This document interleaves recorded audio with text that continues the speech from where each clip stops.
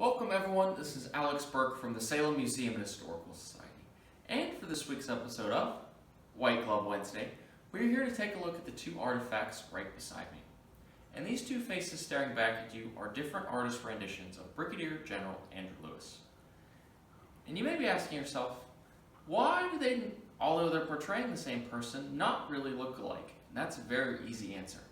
It's because historians aren't really sure exactly what Andrew Lewis looks like.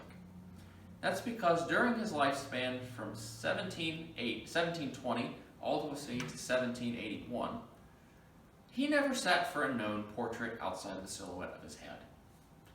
And if you're portraying Andrew Lewis in media, you're most likely going to fall in one of two categories. You have the first, you have the older, softer, gentler Andrew Lewis. You have the second, you have the stern, angry, get off my lawn Andrew Lewis. And you can see which one falls into which category.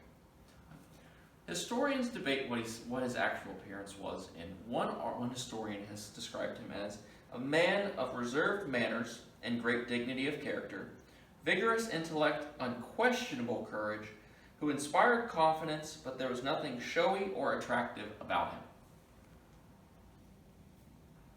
Where there was another historian that described him as upwards of 6 feet tall, with uncommon strength and agility. His form was of the most exact symmetry, but he had a stern countenance and reserved and distant deportment, which rendered his presence more awful than engaging.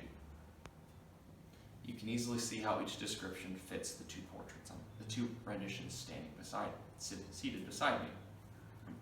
Although historians likely will never know exactly what Andrew Lewis looked like, and his appearance might have been lost to history, one thing you can see is his impact on the community every single day here in Salem.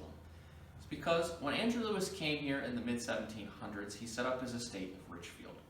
And as he lived and he passed away in 1781, his family began to sell off different tracts of land. In the year 1800, they sold a portion along the Great Road to a man by the name of James Simpson. And Simpson plotted out the town that would become Salem.